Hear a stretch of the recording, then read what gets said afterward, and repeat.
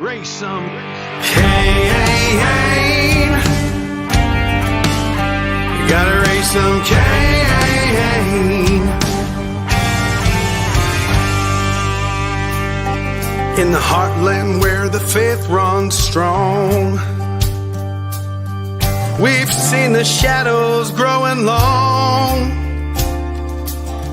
Watch those around us be deceived. Yeah, the fight is at our doors, no matter who we believe. Corruption, lawless day and night, we'll speak the truth into the light. We'll bring the battle, heed the call, watch the whole thing fall. We gotta raise some Cain, show the lies, break some chains and make things right. Feel the power, be the change, time is now. We gotta raise some Cain.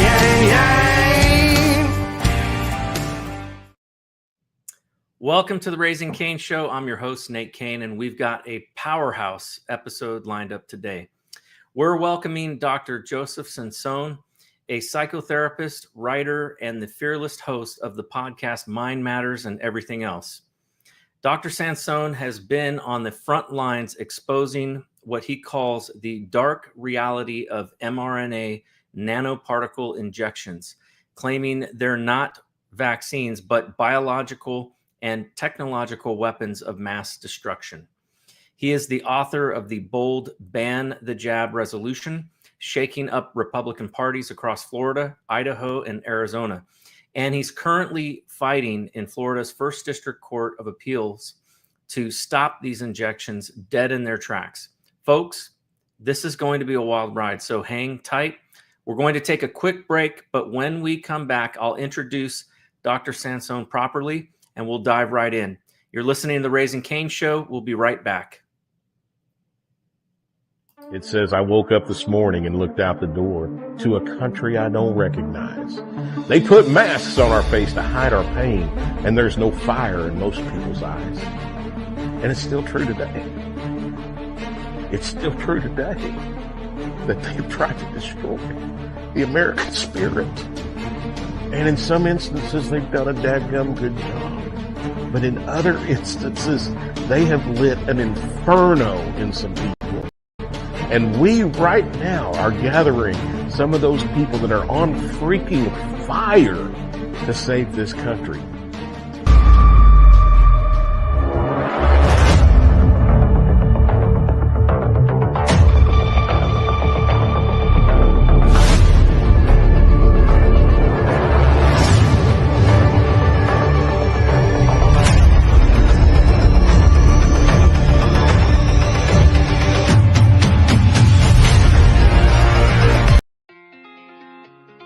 Increasing expenses have caused us all a lot of pressure these days, and it's affecting even the wealthiest of people.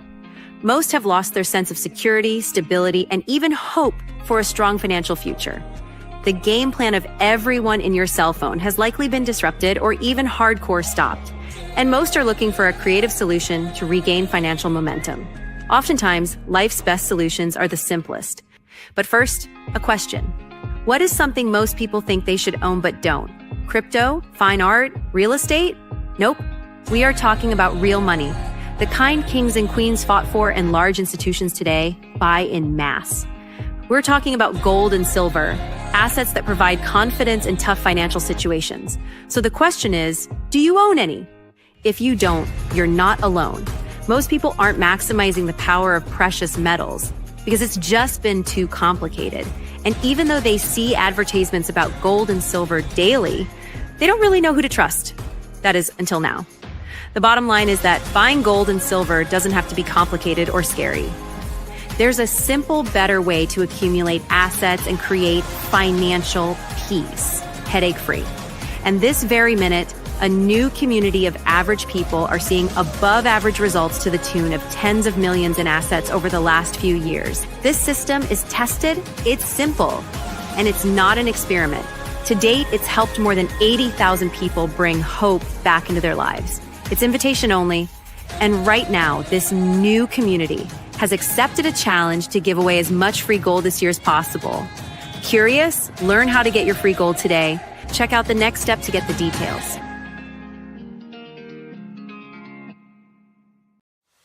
Welcome to Shop with America, where the emphasis is on America. Our movement is to switch away from your shopping with the big box stores and the mega corporations back to supporting family-owned, made in America. We've been giving these big box stores our money every day for years. But what's happened is they've forced many small businesses to shut down. We call this the illusion of choice. We see all these products in these stores, but in reality, it's only a few companies that control it all. There are thousands of lawsuits for health damage because they put profit over our people. But there is another choice. We found a better way. There's a family-owned American factory with product integrity and have always done things the right way for the right reasons. And this company outperforms the big box stores. That's due to their month-to-month shopping club. They make everyday consumer products that we all use and buy again and again, like toothpaste, shampoo, coffee, and organic beef. Go to shopwithamerica.us today. Welcome back to the Raising Cain Show. I'm Nate Cain, and as promised, it's time to get into the thick of it. Joining me today is Dr. Joseph Sansone, a psychotherapist, writer, and the host of Mind Matters and Everything Else. Dr. Sansone has been a relentless force exposing the dangers of mRNA nanoparticle injections, which he argues are biological and technological weapons of mass destruction, not vaccines. A former chairman in Patrick J. Buchanan's presidential campaign, he authored the Ban the Jab resolution, pushing it through 10 Florida Republican county parties and beyond, including Idaho and Arizona. Right now, he's in a heated legal battle in Florida's First District Court of Appeals to halt these injections, backed by expert affidavits, including one from Dr. Francis Boyle, the mind behind the 1989 Biological Weapons and Anti-Terrorism Act. Dr. Sansone, welcome to the show. It's an honor to have you here. Thanks for having me, Nate. You know, I like to say I'm a psychotherapist opposed to psychopathic authoritarianism, which covers a lot. And so for people who are a little confused, a psychopathic authoritarian would be the type of person that would torture beagles and have you follow little lines on the floor and wear masks and that kind of thing. Yeah, thank you for having me on. I appreciate it. Well, let's jump right in. So your background as a psychotherapist and your political experience with Patrick Buchanan's campaign paint a fascinating picture. What sparked your passion to take this on and fight against these mRNA injections? Well, what happened was, like a lot of people, I woke up and I'm walking around in this surreal reality where people are wearing masks, following the little lines on the floor and the whole thing, which I did not do once. But when we had our 4-month lockdown down here in Florida, I went to the store every day without a mask. In fact, in my practice, I didn't let people wear masks. It was in my frequently asked questions. It was like once in a while, every few months, I'd see someone without a mask. So, hey, normal guy, how you doing? And they'd wave back and we'd laugh. But it was just a crazy reality. And I immediately realized what was happening. And I've actually had in-depth discussions with people about this. Why did some people realize what was going on right away and other people not? And I got to tell you, it doesn't really have as much to do with intelligence as people realize, because as a psychotherapist, I actually specialize in clinical hypnosis. And I can tell you right now, the smarter your subject, the better a hypnotic subject they are. And so that's why we've seen some really brilliant people get totally brainwashed. Yeah, so I guess my experience from the Buchanan campaign, and I've been awake, I guess, at least since 1991 or earlier, from Pat's first campaign, and so we were kind of a little different. We were a little ahead of the curve with the America First movement. I like to think of Buchanan as kind of the father of the modern America First movement. And, so like we were ahead on a lot, we saw 9/11 kind of as an inside job to begin with. And we saw through the kind of wars in the Middle East and that kind of thing. And I think most of the Republican parties caught up with that view by this point. And so when COVID was coming down, it was the same playbook as 9/11. It just seemed identical to me. It was different, but the same. So I kind of was one of those people that knew they were going to follow up with a vaccine, like before it even came out. And so, yeah, I think that just woke me up to it. And I think it comes down to personal experience. I think for whatever reason, the people that were awake to this immediately, somewhere on their life paths, they've had some type of personal experience that made them question things, be a little more critical. Yeah. I'll give you a perfect example. In my life, I was in the military, and of course, I was forced to take the anthrax vaccine when I was stationed in Korea, and they made me get all 8 booster shots, even though I was never exposed to anthrax or anything like that. And there were many of us that complained about it, didn't want to do it, and we were threatened that we would be, kicked out with a dishonorable discharge if we chose to not get it. And then later, the courts ruled that they had no right to make us do that, and in fact, it was illegal. And so it was, and there were many guys who ended up developing autoimmune disorders, myself included. And we have to wonder, did it come from that? The other thing that I think was kind of a wake up call to me was, back in the day, I remember, when they started pushing the flu vaccines, and I would get those, and every freaking time, like every time I didn't get the flu vaccine, I wasn't going to get the flu, but every single time I got the flu vaccine, I got the flu every time. Like there wasn't a single time where I didn't get, where I got the vaccine and did not get the flu. So it told me that something with the way that we do vaccines, especially with these ones of diseases that change all the time, something wasn't right. And when I saw the media, the hospitals, the doctors, the drug companies, the government all locked, arm in arm, singing Kumbaya and basically telling everybody, you got to do this. And then when I saw Fauci get up there and talk about, oh, you need to put a mask on, a paper mask. I'm not an idiot. Right. A virus can go right through a paper mask. And they were telling people, oh, you can wear a cloth mask, just wear some sort of mask. And I'm just like, are these people serious? Are they just like, are they intentionally trying to propaganda us? And so I just decided at that point that there was something much bigger at play, and that it was a big, psyop, mind control experiment to see who was going to go along with it and who wasn't. And I was certainly not going to be one of those to go along with it. Yeah. And just one quick rule of thumb for anybody watching or listening right now. When everybody says the same thing, it means either everybody's lying and or nobody's thinking. Because you get together 8 or 12 of your friends, even with similar cultural backgrounds, political backgrounds, you start discussing issues. You're going to debate the nuances of every other thing. And there's just no way to get the whole world to follow the same stupid, unscientific protocols. It's just not possible. Well, and the other thing to me that was like that basically confirmed all of that, confirmed my worst fears, was when I posted an article. Or actually, it wasn't an art. It was from the Lancet Journal. It was a scientific research paper that was peer reviewed in the Lancet, and I posted it on my Twitter page. And all I said was, you guys should take a look at this and see what 2 experts in genetics are saying. And it was two guys. I think they were in India, but they were looking at the COVID strains, and this was right around the time that the media was pushing really hard this idea that this came from a wet market, and that it came from some pangolin or some bat soup or something crazy like that. And these guys were geneticists who specialize in the genetics of viruses, and they were saying there's no possible way, it is impossible for this to have evolved, because it has too many inclusions from too many different diseases, including HIV and MERS and SARS and all these other things. And so I posted that, and immediately my account was suspended. I mean, like within minutes. And I knew at that moment that the government must have somebody inside Twitter telling them what they're not allowed to say, because there's no way that me posting a Lancet Journal peer-reviewed study should get my account banned. I didn't even make a claim. All I said was, you guys should look at this.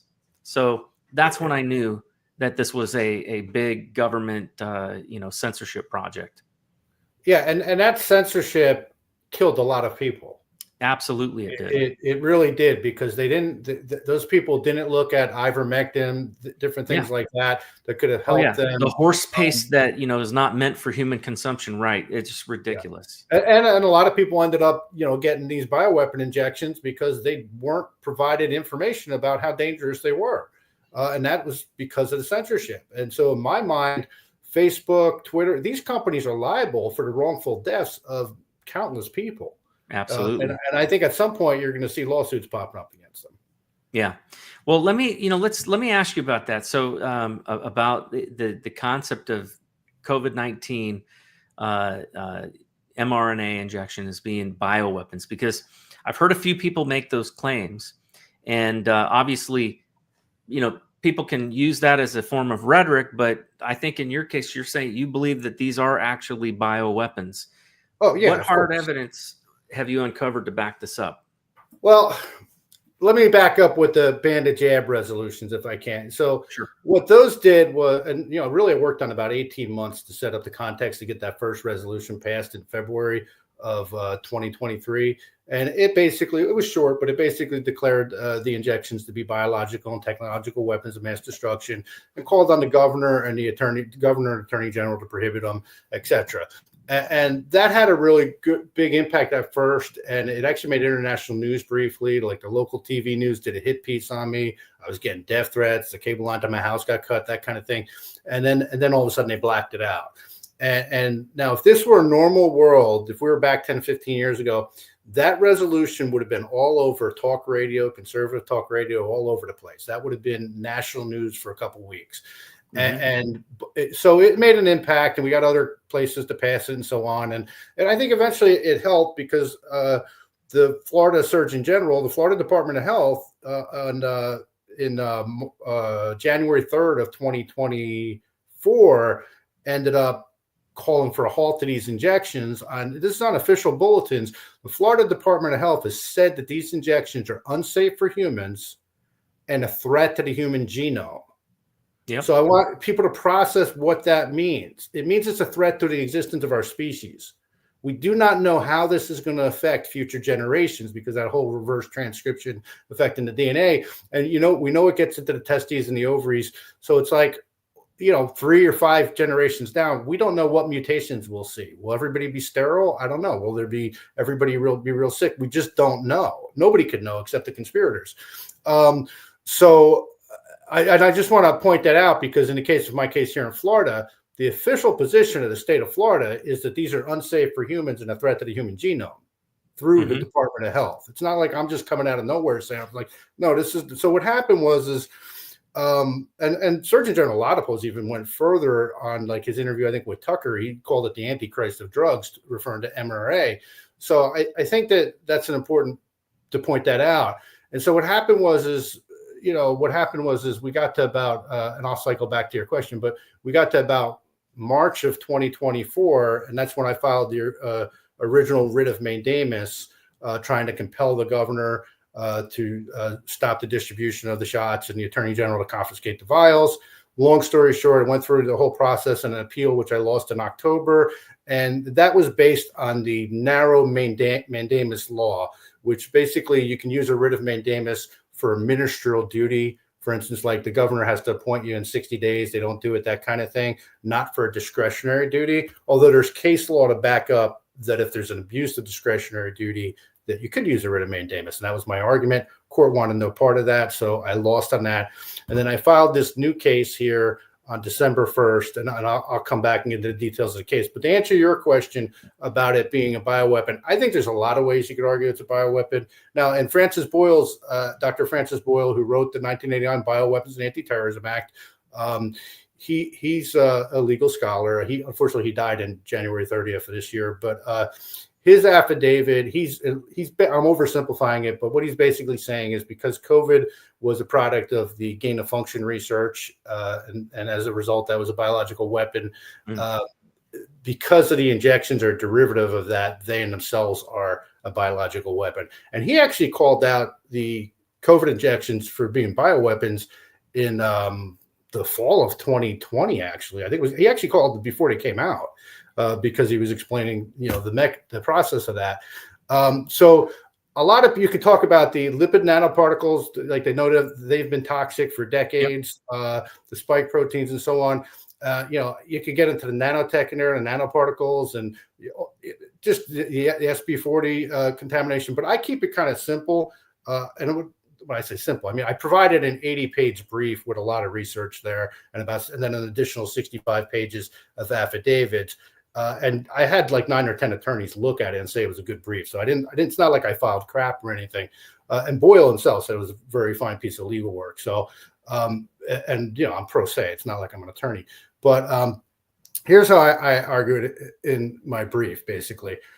The shots cause harm, including death, a myriad of diseases, cancer, heart issues, autoimmune diseases, neurological diseases, and so on. So number one, they cause harm. Number two, they have a negative effectiveness, just like you were talking about with the flu shots, right? The more there's a correlation between how many injections you get and That's right. you're more likely to get COVID. Okay, Right. so number one, they cause harm, including death and sustained chronic illnesses. Number two, they don't work and you're more likely to get sick. Number three, I kind of argue in there is about the shedding. So they baited us like insects. Is not only are you at risk for getting the injection, but the people around you are at risk. And that's been pretty much verified now. Like recently that study came out showing that women with their menstrual cycles just being in close proximity to someone after getting the injection shortly afterwards interfere with their menstrual cycles. Now, if you can interfere with a woman's menstrual cycle, every part of the body is going to be affected. And I know anecdotally from speaking to a lot of doctors that, especially people in intimate relationships, I don't know how far this will go out after getting the shot. But for instance, like a young guy who's unvaccinated, whose girlfriend is vaccinated. Next thing you know, the 20-year-old kid's going into the hospital with heart issues. Well, I know there's some anecdotal evidence as well of, spontaneous, miscarriages, when people have been around people who have been recently vaccinated. And, and that's another problem too. So I've seen personally. So yeah, absolutely. And so and then of course the nanotech and the spike proteins. And then what I'm arguing is from a legal point of view is and if you look at the Kansas versus Pfizer case, they've known as early as December of 2020. In my mind, I knew earlier because they planned this, but let's just say your typical deep state bureaucrat. Sure. They've known since December of 2020 that this causes harm. Okay. But they kept saying safe and effective. They still are. They're still advertising this. So that shows criminal intent.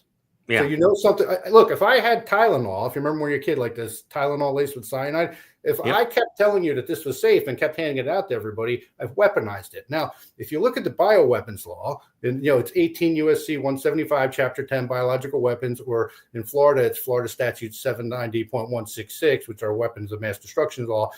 It says any chemical agent, biological agent, or device, okay, then it's harming a population in mass, and then there's intent because you're lying about it.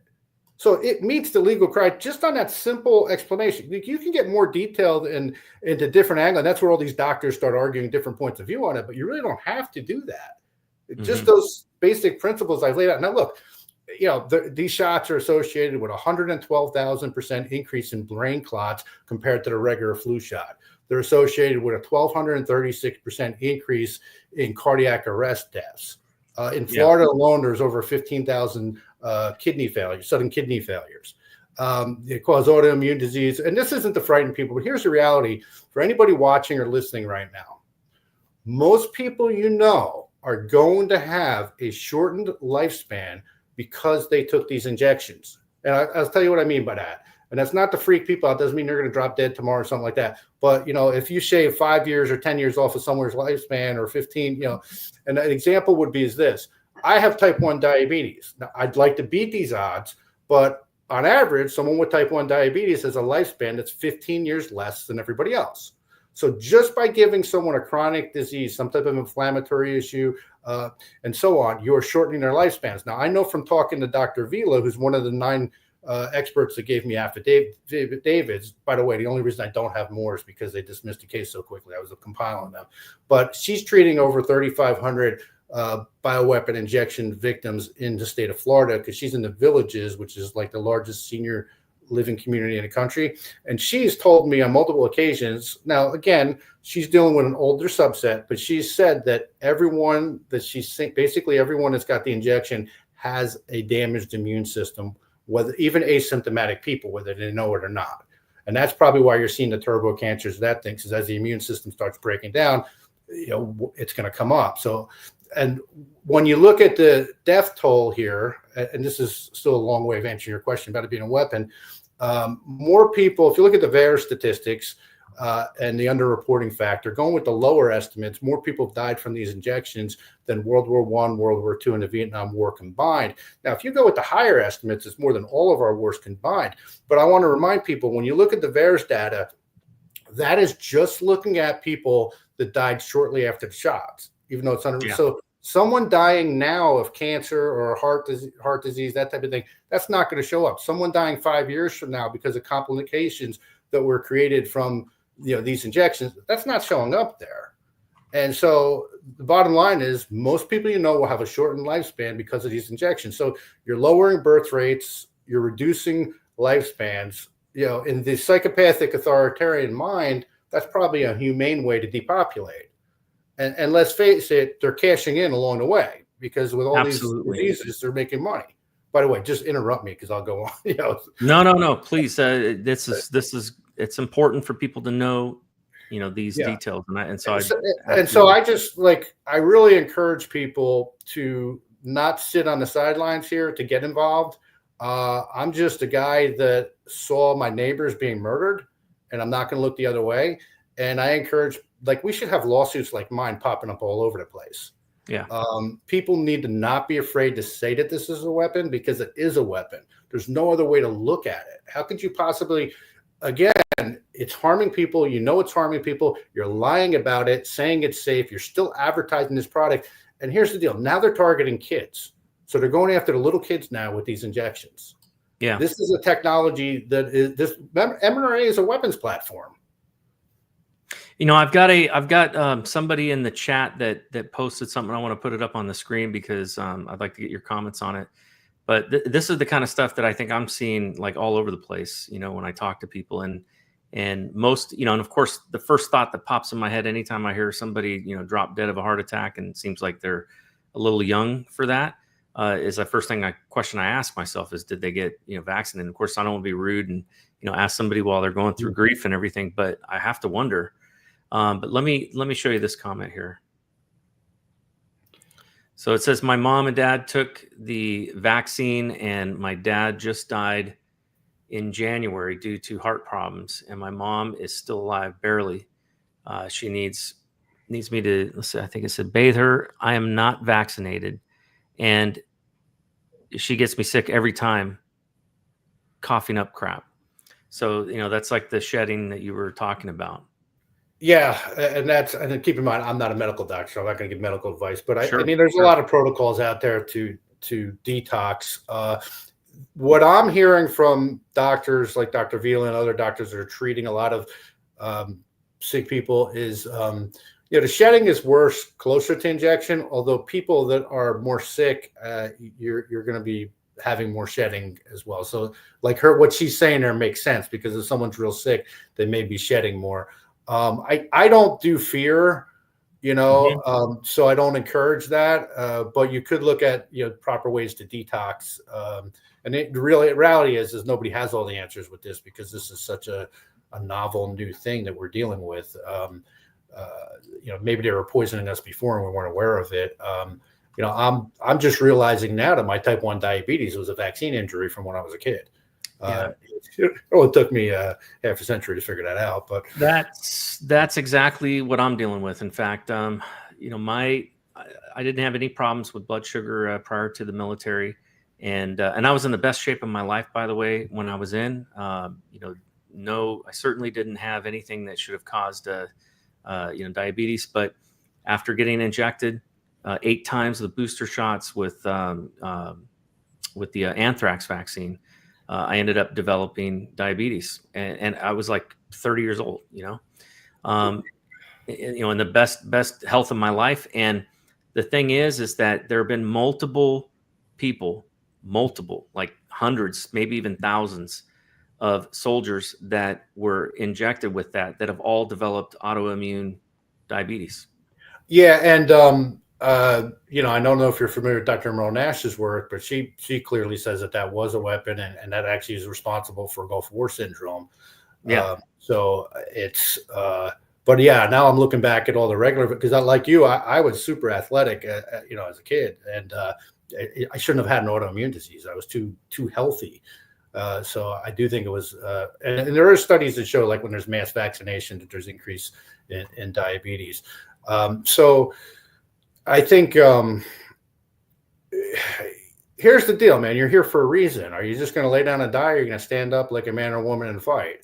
Yeah. Because what we're looking at is really an attempt at global genocide. In my mind, over 5 billion people have been poisoned.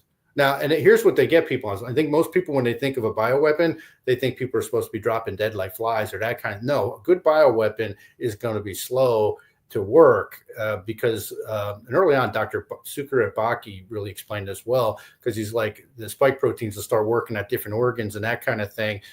And so in order for it to spread, it can't be super deadly. In fact, I'm thinking personally that the died suddenly phenomenon, I don't think that was intentional. I think that wasn't supposed to happen, because if that didn't happen, most people would be looking at us like we're nuts. I mean, some of them might do that now, but if that didn't happen, a lot of people would not be awake that are awake now. You start to connect the dots. You mentioned something a little bit earlier in our conversation that I want to come back to, and that is this idea that this looks like somebody intended to use this as a means for depopulation. And there's a famous video that is out there. I think it was like a TED Talk or something like that, where Bill Gates is talking about population control. You know the one I'm talking about, right? Mm-hmm. Where he says that we're doing a good job of reducing the population with things like and vaccines is one of the things that he mentions. It is interesting because one of the things that I know, there was a study that came out, peer-reviewed study, very good research that has been done on this, that shows, and you mentioned this again very early in our conversation, about how the spike protein seems to store more. They're finding it in abundance in female ovaries and male testes more than anywhere else, more than any other organ. And so there are questions about, fertility and that sort of thing, and what is going to happen. I think that there needs to be more investigation into this. One of the things that was very disturbing to me was you had this, what was her name? Walensky. I think it was Walensky. Yeah, CDC lady, yeah. Yes. So she had received information from Pfizer, their own internal research studies, that showed that it was not safe for pregnant women, and it was not safe for women who were breastfeeding. It was, that it would pass through the breast milk and, the spike proteins, and would harm these infants, and it would pass through the placental blood barrier, and it would affect the fetuses. And yet Walensky came out 5 days, I think it was, after receiving this information, and she made the public statement that it was safe for women and pregnant women and nursing mothers, which was obviously a lie. And then she gets to retire and go to work for, some big company making big money. She should be in jail, as far as I'm concerned. Yeah, I think eventually this pendulum will swing the other way. Otherwise we're finished. But and I think, unfortunately, it's going to be a lot like the French Revolution. I don't think you're going to be able to control the anger when people realize what's been done to them and their families. And I think they're trying really hard to redirect and, we made mistakes and that kind of thing. And I think it's really important to say, no, this was intentional. And let's face it, this has to do with a broader transhumanist goals. These lunatics want to merge like humanity with technology, and they either want to turn you into a cyborg, or they want to, merge your consciousness in the cloud. There's different approaches to that. This whole biodigital. Well, they're certainly trying to blur the lines between, the sexes. Yeah, right. And I think that's connected. By the way, I think that is connected. Yep. And all you need to do is go and look at Aldous Huxley's Brave New World and read the first 4 chapters. You'll see exactly what they're doing. So I think that, like, with a pregnant woman, like, you don't give a pregnant woman anything. So who the hell would give them a so-called experimental shot? And let's face it, the mRNA was developed out of DARPA.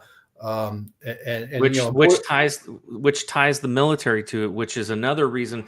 And that's one of the things that, to me, like, if there's anything that gives it credence that it's a bioweapon, that right there, the fact that the military was involved in the creation of it.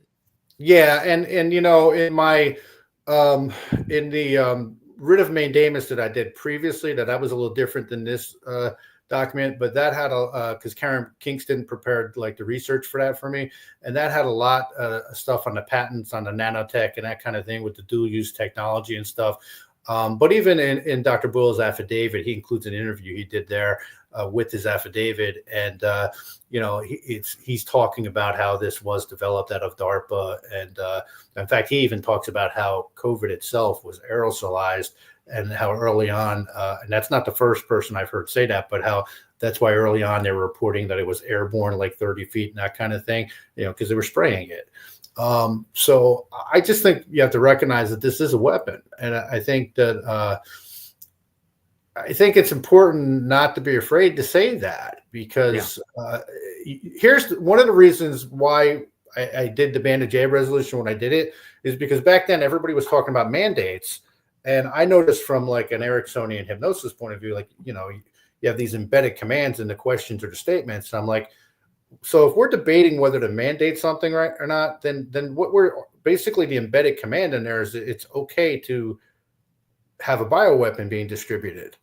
And so once you introduce the statement that this is a weapon of mass destruction or a bioweapon, the mandate issue goes out the window. And that's why I say anybody that's even talking on our side that's talking about mandates right now, just kick them to the side. This is a weapon of mass destruction, and that's where the discussion needs to be. You know why? Because nobody's going to mandate anything if they got to defend whether this is a weapon or not. Well, let's make them defend. Yeah, well, let me ask you about something, because in my state of West Virginia, and I was really shocked to find this out, because I think of West Virginia as kind of one of those states where, we prefer that the government stay the hell out of our business. I mean, Absolutely. We're one of the most gun-friendly states in the union. There's, like, literally no restrictions that I can think of. But yet on this issue of vaccines, we have not been able to get, we're one of 5 states that does not have even a religious exemption for vaccines for students. And we just tried to get passed a bill that would basically would require there to be a religious exemption, or even a philosophical exemption for vaccines, and we couldn't get our, like, 90% Republican House to pass this bill. I think, based on what I'm hearing from you, that maybe the way forward is to sue. Because I do think that there are many people in West Virginia that have died because of being mandated, especially younger people being mandated, whether in college or whether in high school or elementary school, that have been mandated to take these vaccines, and parents have had to, basically, have had to have their kids get vaccinated. Not just with that, by the way, with a whole host of vaccines that are just way over the top from what you and I took when we were kids. The vaccine schedule for children is just ridiculous now. What is the way forward? Because in your case, right, Florida's governor and attorney general, they've yet to halt these injections. Correct. They've not halted them. No, they haven't. So I believe that asymmetrical warfare requires asymmetrical resistance. So I think we got to hit them any way we can, like hornets coming at them in all different directions. I think victims need to litigate. I think people need to file cases there about this being a bioweapon. I know that's a little harder argument, but it does shift the debate. And people start, it's like in those old cartoons where you got a rusty bell and they hit the cartoon character over the head, and it's like a bell. It's like the rust starts coming off. It's like, okay, there's a shock to that, and people push back. But you know what? 3 months, 6 months, maybe 2 years later, they wake up. And so there's an argument to doing a kind of softer, but then sometimes the truth is actually real powerful. And you know this is a weapon. I know this is a weapon. Probably most of your viewers know this is a weapon. Yeah. And I think that, litigation, I think we got to do everything. Litigation, I think we got to challenge politicians that aren't saying this is a weapon, because they're killing the people you know and love. Yep.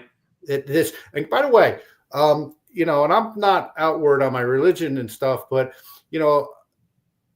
if you're a Christian and you're looking the other way, you're denying Christ. If your priest or your minister or your reverend is not speaking to this issue, they're denying Christ. So I agree with you. You make your decision where you want to be in this battle, because this is about the potential existence of our species. Well, I think there's one other thing Sure. on that too, if I might say. You can't be America first if you're looking the other way while biological weapons are targeting and killing Americans. Yeah. Well, I want to speak to that, because I think there's an important thing that we have to face as an American people and as believers, which is that, we can't turn a blind eye to evil. Right. But that is exactly what I think has happened here. And in this case, because people are maybe not doctors, they deny their own reality. They won't even acknowledge, the reality. Maybe they're not a scientist, maybe they're not a doctor. And so it's fair for them to say, look, I'm not sure. But when the evidence is obvious, when there is scientific research that has come forward, like maybe at the beginning, some people may have been able to justify saying, well, hey, I'm not a doctor and I'm not a scientist, but now that, the truth is out. So for them to continue to turn a blind eye, for them to continue to hide, it reminds me of that saying of, the monkeys, right? The 3 monkeys, one that's, covering his eyes, the one that has his fingers in his ears, the one that's got his hand over his mouth. I think that is what we are seeing here with those that should be morally inclined to say something and speak out. And we saw the same thing happen in Nazi Germany when you had religious leaders who did not say anything. They kept their mouth shut. They turned a blind eye. They plugged their ears so that they could continue going about their life without having to stick their necks out. Yeah, and I guess we kind of, like, you ask yourself, how'd that happen in Nazi Germany or the Soviet Union, that kind of thing? Well, we all just witnessed it. Yeah. You just witnessed the mass propaganda Right. and how it worked, and the coercion, with people following lines on the floor, wearing masks and all that crazy stuff. And so we just witnessed it. But yeah, I mean, when it comes to our elected officials, it's like they're all cowards, corrupt, they're out of touch. Yeah. And at this point, it's hard to even argue out of touch anymore. Look, even in the presidential elections, if you look at the Republican presidential primary, not one candidate hit President Trump on his weakest spot, which would have been Operation Warp Speed and the injections. Yeah. Why is that? Are they all in on it? Or was it simply because if they said that, they wouldn't get on TV because 70% of the advertising comes from pharma? It could be as simple as that. But people have to speak out. So yeah, I think people need to litigate. I think you have to try all different angles. Now, the PrEP Act, you've had different reactions in different states with that. I don't know if it was North Carolina recently that had a good ruling against it. I believe eventually, if that gets in front of the U.S. Supreme Court, it will get thrown out because it's so ludicrous. Like, it literally says in there that there's no judicial review. I mean, that throws like 223 years of case law out from Marbury versus Madison. That's just ridiculous. And then it says like state laws can't apply and that kind of thing. But even in that BS law, it does talk about the word is escaping me, but if it's darn it, the word is escaping me. But basically, if it's not the word is escaping me on what it is, but it talks about if something's like not within the framework of it. And I'm going to tell you right now, a bioweapon is not within the framework of that law. Well, the other argument I think that can be made in here is the fact that there's no informed consent. No. That is a basic human right, informed consent, and it is being denied when you're being lied to and when you're not being told about what is in these vaccines, or the reality that they're not vaccines, that they are actually gene editing tools. Those are things that I think all of these different arguments need to be made. And I think that there is a genuine, spirit of the Constitution type of argument that needs to be made here. That if you think about it, right, we have a constitutional right to be free from illegal search and seizure of, all of our belongings and papers and things like that, even on our person.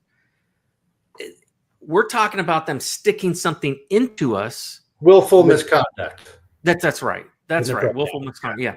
So we're talking about them sticking something into us that goes way beyond that. I mean, you would have to be completely out of your mind to not think that bodily autonomy is the most sacrosanct, right. In fact, the reason why maybe they don't talk about it is because it's already assumed that you have bodily autonomy over your own person.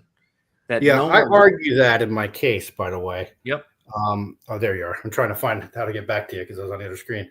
So I do argue that so what I did in my case is, in the new case, I filed it on December 1st, and it's a complaint. It's not a mandamus. It's a regular complaint, and I'm seeking an injunction to prohibit the governor and attorney general to continue to allow the distribution of the mRNA nanoparticle injections, because they are, in fact, in violation of Florida Statute 790.166, which is our weapons of mass destruction law. I also have the informed consent law and the fraud law in there. I simplified this document. The prior document, I had trees and I had everything in there.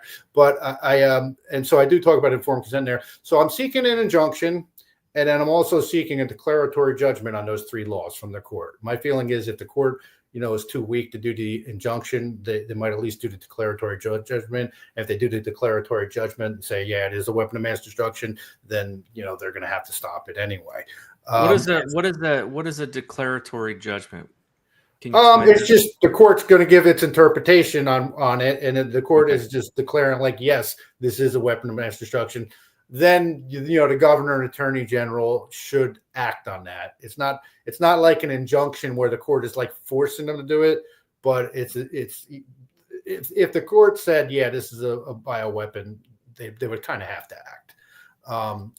I'd like to see them not. It would look really bad. So yeah, that's what a declaratory judgment is. So it's just basically the court declaring like, yes, this is in violation of this law. And then what I argue in there, that I was injured from the shedding. And then what I also argue, and I do this in my motion for rehearing and then even in my appellate brief, what I'm also arguing is it doesn't really matter if the court believes that I was injured from the shedding, because I can show that the shedding is real because the studies back that up. And I use the Florida Civil Rights Act to say that I have, just to back up. So almost 2 years ago, April 1st of 2023, just as a middle of doing these banded jab resolutions, I had congestive heart failure. Unexpectedly woke up 3:30 in the morning, couldn't breathe, on April 1st, and on April 10th, I had triple bypass heart surgery.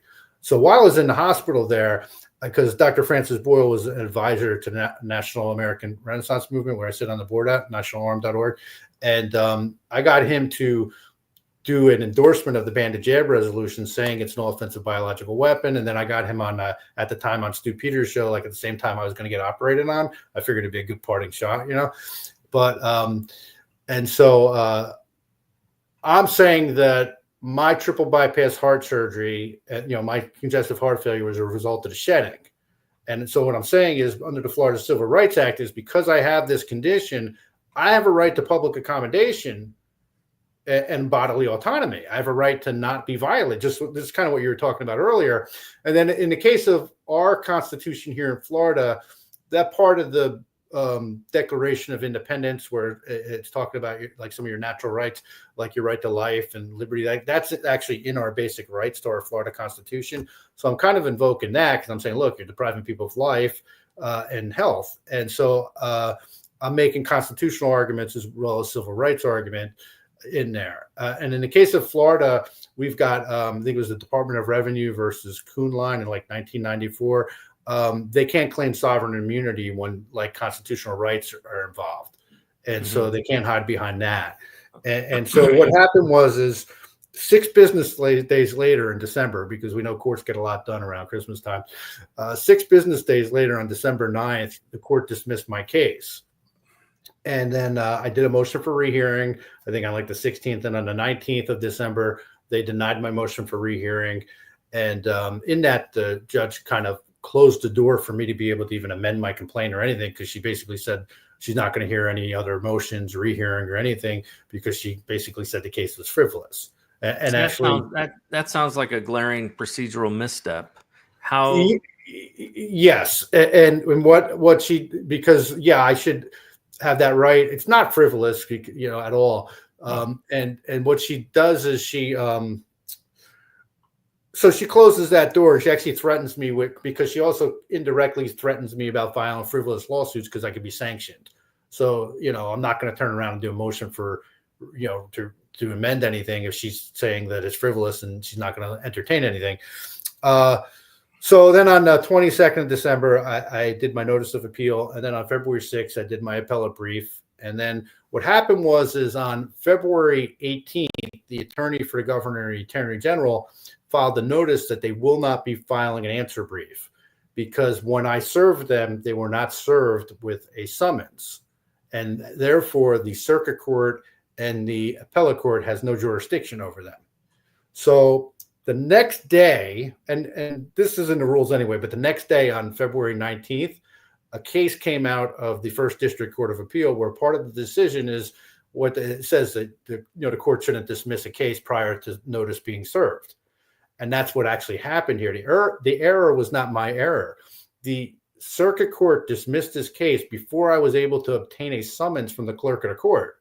So the reason I served the defendants, the appellees, the complaint without a summons is because I couldn't get a summons. The case was already dismissed. Now, just to give you an idea, in Florida, you have 120 days to issue your summons, to serve notice on the other party. So this is a procedural error, and it wasn't on my part; it was on the circuit court's part. And I think that's a big procedural error. Now, the only thing that they could argue is that the court does not have subject matter jurisdiction, which I think is weak because we're dealing with state laws. So I think this is in their jurisdiction. But yes, that's a procedural error that they did. The court also, in its dismissal, claimed that I did not state a cause of action, which I did, and it claims that my case was too broad.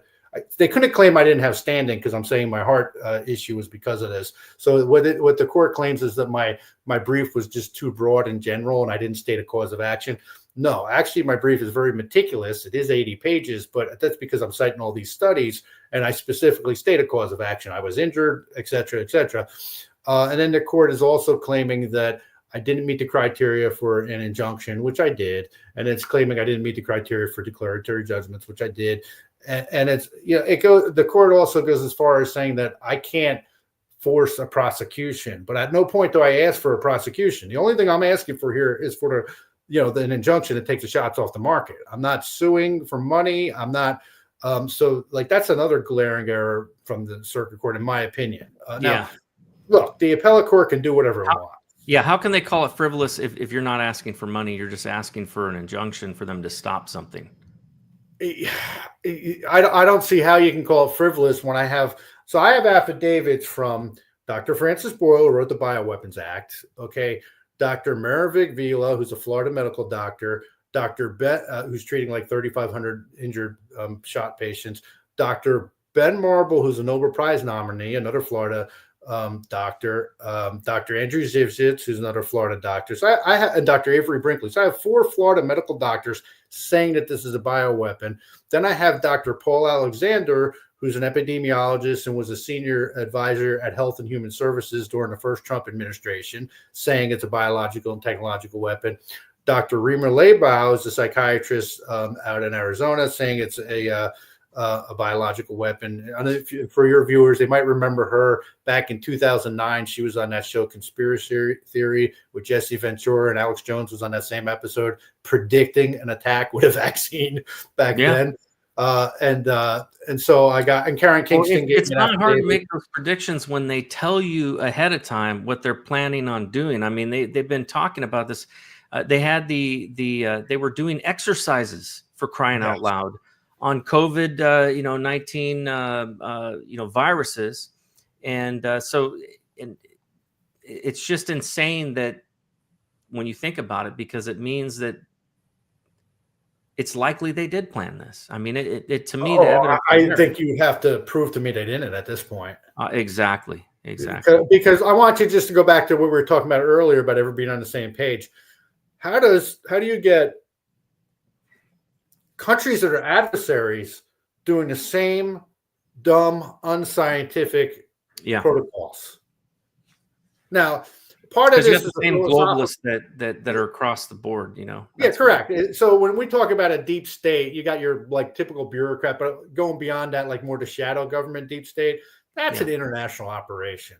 That's not just an American. Our government is basically an oligarchy behind the scenes that's running everything. Yeah, that's what we're dealing with. There's a book I read earlier last year. I read it right after it came out. It's called The Psychology of Totalitarianism by Desmond Matthias. In fact, I'd love to get him on my show, but he gets into something called mass formation and talks about that. And I'm really curious with you as a psychotherapist and, with your background, what your thoughts are on it, because to me, it seems like it really does seem like there was just this massive, psychosis that everybody was under, where they were just doing what they were told, even if what's right in front of them is proving to them that what they're doing is false or what they're hearing is false. They were still going along with it. And we saw this with so many people, and we see it still. To me, it's not just COVID, but it's in a lot of areas, right? It's the same thing when you see people that still believe that Donald Trump's a racist because they've heard it told to them so many times, even though they can look for themselves and see the truth that that's not true. I mean, the guy was given an award by, Jesse Jackson, it's like, or you see it with other things too. I was just recently thinking about this, where you've got so many people. I went to an event with RFK Jr. this weekend. Yesterday, he was speaking in West Virginia on food additives and dyes and the need to go after the big corporations that have been pushing these chemical additives into the food. And what was interesting was outside, you had a bunch of people protesting with signs, and the group that was protesting, I got a picture of their sign. It said, let me see here. It was like the Socialism, Party of Socialism and Liberation. And what's interesting is that's an oxymoron. Last time I checked, they're supposed to be against capitalists and the big corporations, right? And yet now they're defending the capitalists and the corporations, and they're against the Democrat, the Democrat guy who wants to fight against the man, right? So it's like, what in the hell is going on here? It's like everything is ass backwards, and it doesn't make any sense with these people. Sometimes I wonder who's funding these operations, because I wonder if they're just designed to polarize us so that we just defend our side without questioning anything on our side, because for instance, when George Bush got in there, he got stuff done that Bill Clinton could never got done. All that police state stuff with the Patriot Act and all that stuff, and then the wars, because in the 90s, Republicans were against, the police state. We were against these foreign adventures and everything. You had Ruby Ridge, all that kind of thing, Waco, and then all of a sudden, everything changed in 2000. I wonder if that's what happened here with Trump a little bit. Now, when you had RFK over there, you should have reminded him that under that unconstitutional PrEP Act, he still has the power to pull the shots and end the COVID emergency, which is going on to 2029. Like a lot of people don't realize that RFK could end this with the snap of a finger under that and be like a president, like overturning a prior executive order of a prior president. But to your question about Desmond's book with the mass formation psychosis, yeah, there was definitely groupthink involved and everything. And in fact, I got to get a little more active, and because I do want to actually write a book about this, about the psychopathic authoritarianism, because I think there's something else going on here. So sadism is a quality that most of us possess. Now, in its most benign form, over there in the winter in West Virginia, your buddy slips and falls on his butt in the snow and you laugh at him, or you have sarcastic humor, that kind of thing. You watch the Three Stooges, you laugh, that kind of, I don't know if people watch the Three Stooges, but you know what I'm saying? Yeah. Dating myself there. But so they used to have reruns when we were kids, you didn't have 500 channels, but so that's its benign form, right? And, gallows humor, that kind of thing. But, in its more sadistic form, you got your Jeffrey Dahmers who are getting pleasure off of eating their victims, and the serial killers and that kind of thing. And then you got like the people that are turning off the electricity to give them an extra jolt. Like that's the same energy of sadism.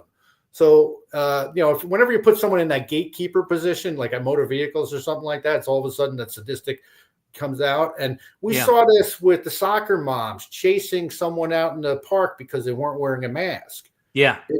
So sadism is the worst, quality that one of the worst qualities as human beings we possess, taking pleasure at other people's pain. They're getting off on it. And I think when you're dealing with these psychopathic authoritarians, they're getting off on it, orchestrating it all. But even each level down the rungs, like it might not be conscious, but you know what? That person was on a power trip when they were forcing masks on people in their local community. Yeah. That was a sadistic pleasure they were getting. And I think that's why people need to be more assertive here, because fear works. They just used it on the whole world. They just used fear, whether it was, I don't want to get grandma sick, or fear of, whatever. They just used it on everybody, fear of dying. And it's like, we need to switch that around to the point where they fear us, to where your local town council is afraid to do a mask mandate because they don't know what's going to happen to them. I'll tell you what really, when I looked at what happened under COVID, what was very, I guess, almost like prophetic, and it gave me a glimpse into, a prophetic word that many Christians have read and understand in the book of Revelation, where it talks about end times, and it talks about the mark of the beast, and how people who don't have that mark, that they will not be able to buy and sell, they will not be able to work, and all of that kind of stuff. Now, I'm not saying that COVID was the mark of the beast, but I felt like it was a test. Like if I fail that test, then there's no doubt I will fail it later, because in that future where it talks about it, you're getting, you're basically, you're going to be faced with certain death, right? If you don't take the mark, or if you don't comply. And to me, that was actually the basis for, I had to write a religious exemption, and I wrote it from the standpoint of, look, my faith doesn't allow me to be coerced. If I give into coercion, the threat of losing something, the threat of losing my job on the basis of me not taking this vaccine, then that, goes against my faith. It goes against my, it basically weakens my resolve for the future of, that could possibly happen. And I don't want to be in a position of weakening my faith to walk away from, from my own determination. I want to be able to make those decisions. And that's what I felt like this whole thing, this whole experiment, really, I feel like in a lot of ways it was an experiment to see how far they could push us, to obedience. Yeah, well, what they tend to do is they push and then they'll pull back a little bit, like they'll push you to the breaking point, and then they'll just pull it back a little bit and kind of acclimate you to that new threshold, and you'll norm, right? Not like that, and then once it settles down long enough, they'll push further. But people need to understand something: they will not stop. They are not stopping. even now under Trump, things are still moving forward. It's just moving forward in a different way. And I mean, like, literally I wrote, and the reason I haven't really brought up my political background that much, but I'm starting to a little bit because I'm a little critical on some of the stuff I'm seeing out of Trump right now. I want people to understand that, I was a right winger when Trump was an open borders liberal. He called us Nazis in the Buchanan campaign in that 2000 because of our immigration views. Because prior to 9/11, folks like him and Giuliani, they were open borders. Because President Trump should own this. He should put a stop to this. These are weapons of mass destruction. And there's nobody should be defending him on this. They shouldn't. And my logic is this: when you get your side in there, that's when you push harder because you might actually get something done. But you always got to watch because there's stuff that Bush got done that Clinton could have got done. And then there's stuff that Kamala Harris could get done, but there's stuff she can't do. But you put Trump in there and you got us polarized and he'll be able to push it through. Like I just saw something, and I didn't dig into it, but somebody sent something to me on an executive order, like getting rid of checks for the government, like it's all digital or something like that. And so we have to watch. We have to be as vigilant when our people are there too. Don't put anybody on a pedestal. Your politician is there to do what you tell. Your politician is there to do what you tell them to do. If they don't, you get out the stick and you start whipping them until they do it. And I'm telling you right now, President Trump needs to stop this because these are weapons. You are not America first if you're looking the other way and while our people are being murdered. I really don't care about Greenland. I care about my neighbor down the street who you're killing. I care about those little kids that are being targeted with these mRNA injections. Now, look, I'm suing the governor in Florida because he's right in front of me. But that doesn't, the president needs to act. He's wrong, and he's wrong on AI as well, like with these AI facilities, because what they're doing here is technocrats want to have experts running everything, right? So they're trying to take it a step further and have AI start running departments of government. So when they're talking about reducing government, I don't think they're talking about in the way you or I believe, where you get rid of government and you have more freedom. I think they want a more efficient government so instead of the faceless bureaucrat, you got a computer telling you what to do. Now, I'm not saying Trump's in on every level of that, but that seems to be what's being pushed, and he's not pushing back against it. And I think these are things we have to question. I don't think. Well, I for one am concerned about the surveillance state that we're living under.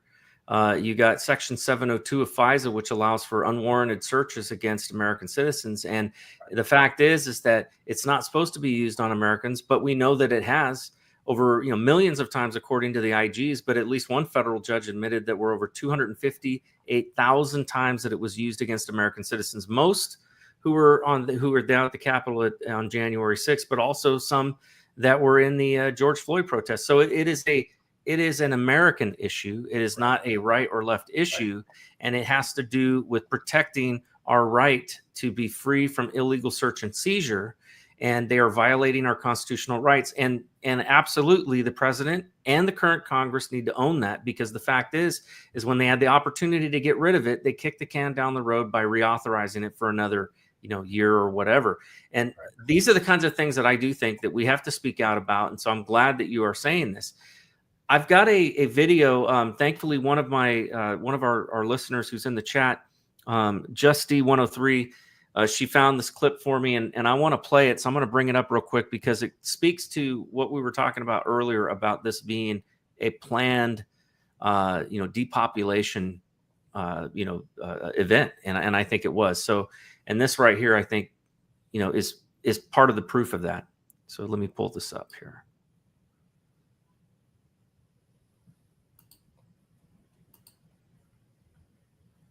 To zero.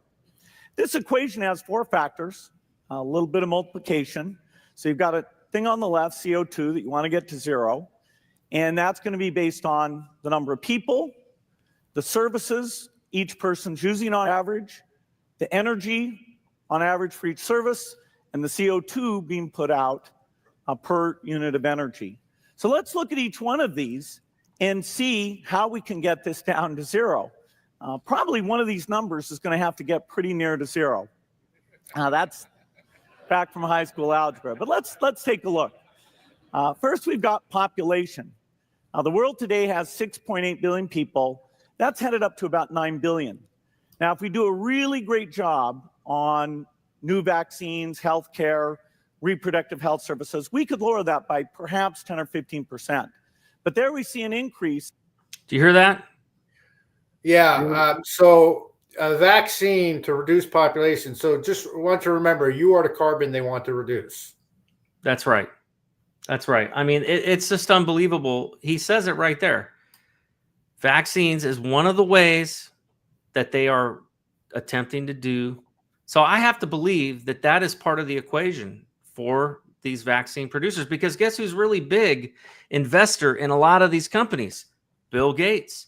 Right. In fact, interestingly enough, both him and George Soros put their money together and they bought the PCR test. And what most people don't realize is that more money was spent on testing than was actually spent on vaccines. They made a ton of money doing this. Yeah. So it's like, I look back at the Gulf Wars and the one in Afghanistan and everything. And like part of the purpose of those wars was to bankrupt us.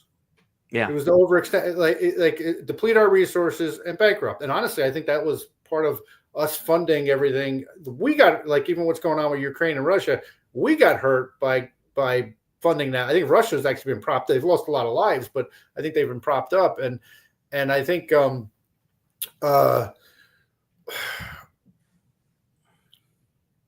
just lost my train of thought. What the heck was your question? Well, I was just pointing out this, with Bill Gates, how these guys, they were involved in the planning of this. They clearly, they made a ton of money.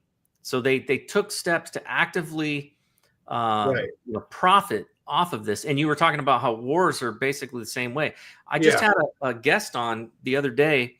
We had a 3-hour-long show and we were breaking down some new evidence that has surfaced on the JFK assassination, that the CIA, the Joint Chiefs of Staff, the FBI, they were all involved. And the deputy director, Crowley, had basically compiled this document that listed all the details and all the communications and all the intercepts and everything about it. And he lays it all out. And he was guilty of being a part of that. But clearly he made this document because he was concerned somebody might try to assassinate him. So I think he had it on a dead man, switch, so that if something happened to him, all of a sudden this document goes out and they're all implicated. The guys in this document are all dead now, but the document got released and put into an appendix of a book. And then of course the CIA went out and bought all these books up. But what's fascinating to me is what is revealing in this was the guys who at the CIA who came up with this plot.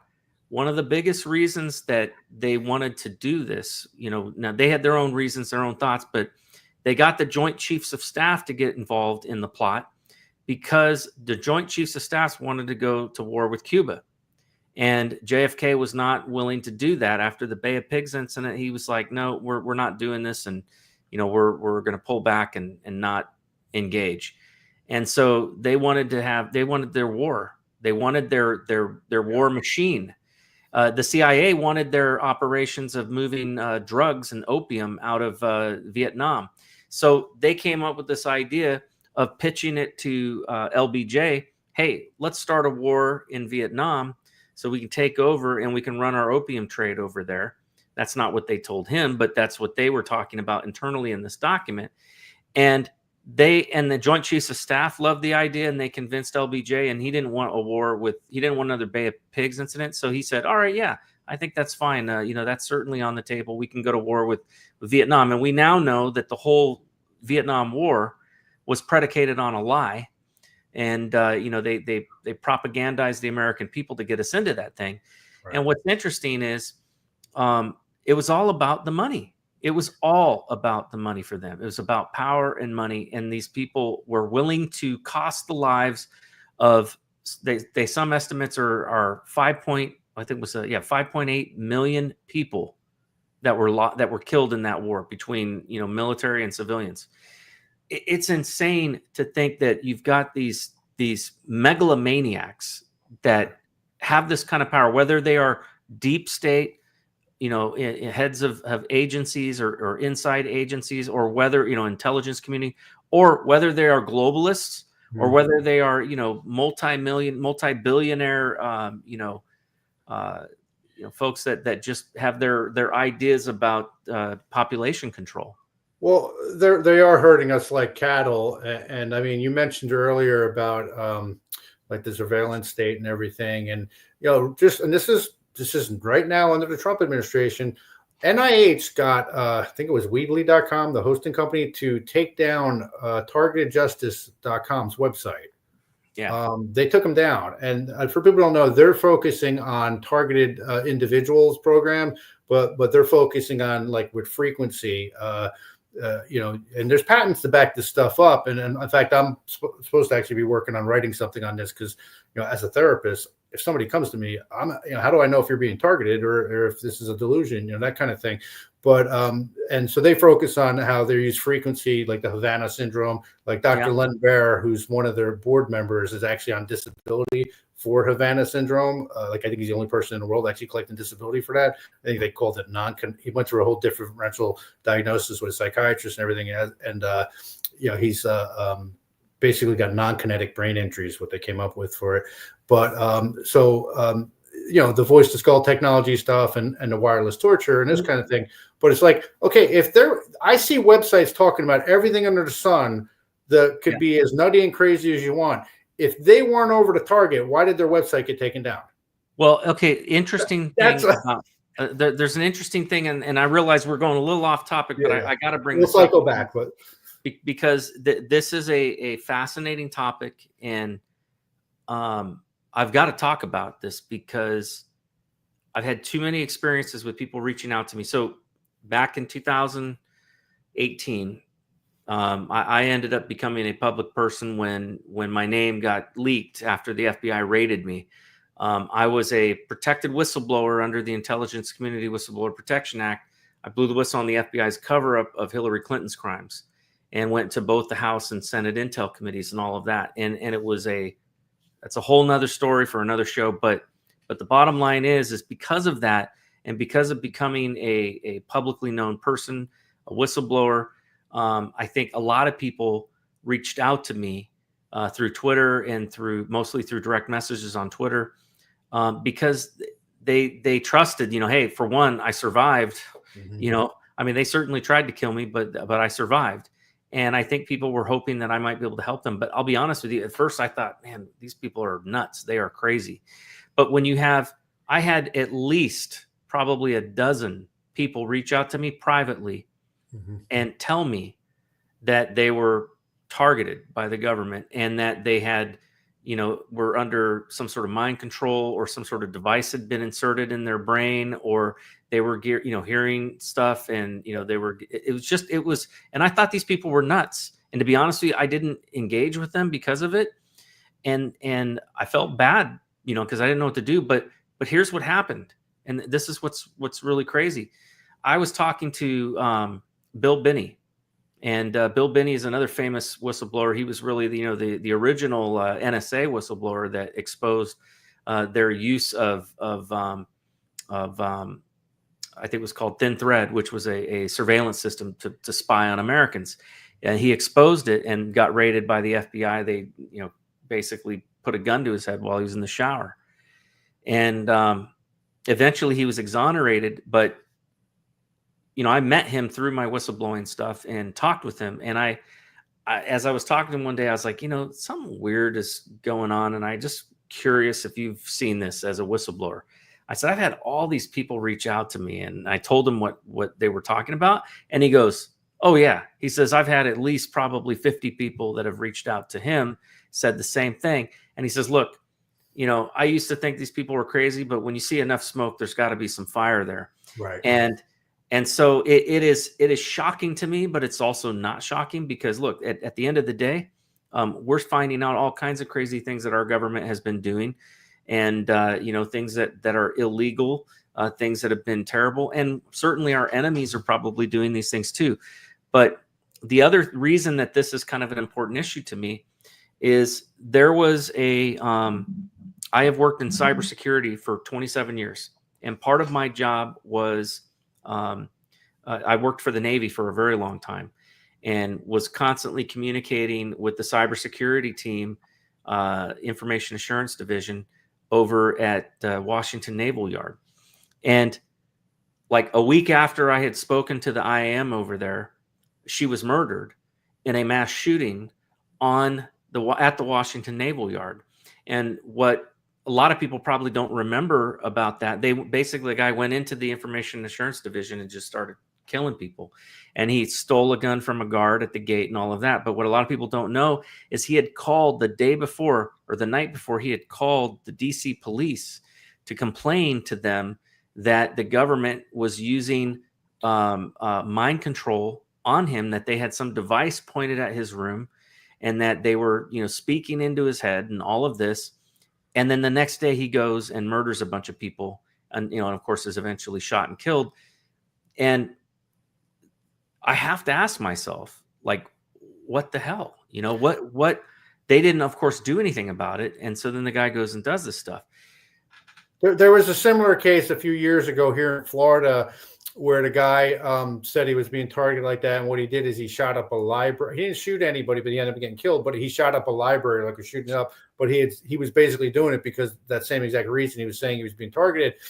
And, you look at a lot of these shootings, school shootings and stuff like that. And I wonder if it's, I wonder if it's part of the targeted individual program too, because when we had the lockdowns and when they had everybody wearing masks and this and that, I'm telling you, I'm walking in a grocery store, seeing everybody wearing masks, and I'm ready to go off the, like, we didn't have all these shootings and stuff. Like, it's like, that was when you should have seen it.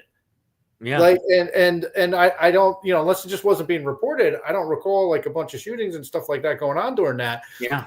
And that's when I think the normal person's like, everybody's lost their mind. Like, the thing is too, is they report similar symptoms too. So it's a bit of a dilemma for the mental health field, I think. And that's actually what I'm going to write about, because on one hand, you can't just take what you're hearing, but you can't dismiss it either. And so, because the way Dr. Lambert says it is that they're and Robert Duncan talked about this, in his research and everything, because he was part of the program. You're probably familiar with him, right? Supposedly he was assassinated last summer, but they target people just because they're outliers. Like, they might target you or me just because what we're doing, but they also pick people randomly. Like, you've got certain DNA or certain blood types or whatever, and they're experimenting on outliers because they want to be able to control everybody. And so supposedly what they're doing is they'll push people to either suicide or homicide. Like, they're trying to see how far they can take it. So it's like your most twisted experiment if what these people are saying is accurate. And I agree, there's just too many people saying this for it not to be real. I think it is real. My problem is I don't know how to determine when it's real or right, not. and that is the problem. So one of the gals who reached out to me, her name and I'm not going to say her name or anything, but her name and her picture and all of that were, she wasn't masking that, so like you could see who she was. So I went and I looked her up, and because she was a professional, I'll just put it that way. She had a professional, white collar career, a very high level, person, legitimate person, not the person that you would think. She wasn't some homeless drug addict or something like that. This is a person with a career, with a job, with everything online. And she was basically confessing this to me, that this was happening to her, and was legitimately asking for help, asking if I had any contacts within the government, within Congress that could help her. And unfortunately, I knew the truth is that they probably wouldn't give her the time of day because they think she's nuts. Right. But these are real issues that are going on, folks. And I think when we look at things like COVID and what they've done to the American people and the world, it's not a far stretch for them to do these types of, look, they assassinated. Okay. When I say they, I'm talking about the deep state, assassinated a sitting president. Right. I'm certain, based on the things that I read in this document that came out, that the same playbook was used on Trump. They just didn't succeed. Right. And so the shooter that hit him in the ear, and the other guy, that was arrested at the golf course. Interestingly enough, both those guys happened to be in BlackRock commercials. I mean, come on. What are the options? What are the odds of that? Yeah, the statistical probability of that. Right. I mean, we are living in Looneyville, and things that seem to be conspiracy theories are turning out to be realities. No, definitely. Because I mean, here's the thing too, people need to recognize is basically our defense budget is used against us. Yeah, because COVID came out of, the mRNA came out of the defense thing. This targeted individual program, it all, it probably pre-existed 9/11, but supposedly after 9/11, it really kind of expanded. And basically the only answer is what Thomas Massey's talking about and cutting government. Because it's, but cycling back to the shots. And by the way, there's studies out there talking about some serious psychiatric reactions from the shots themselves. Oh yeah. I mean, it's changing. We're talking about the physical stuff, but yeah, there's people that have schizophrenic type symptoms from the shots. And by the way, one of the things on the targeted individual thing is I've looked up recently the onset of late onset schizophrenia, like after the age of 40, is like 29%. So 29%, up to 29% of all cases of schizophrenia occur after the age of 40. Now, myself and every medical doctor or therapist I've spoken to all thought it was like 1 to 3%. And so what I really need to do is go back and try to figure out in the 80s and 90s what the late onset schizophrenia was. Let's see if that's changed. Right. Correct. Because is this schizophrenia, or are we seeing people being targeted? Right. Yeah. So they're making money on killing us, and it serves, like, when they do something, they've got multiple purposes. So they can bankrupt our system here and collapse us into this world government structure on however they want to do it, and then at the same time they're depopulating us. So it's like a controlled demolition of society. So they're experimenting on us, and these sick, twisted billionaires also are trying to find a way to live forever. So they're trying to merge us with technology. It's like the ultimate Faustian deception. Like if they actually did it, without a doubt. Yeah.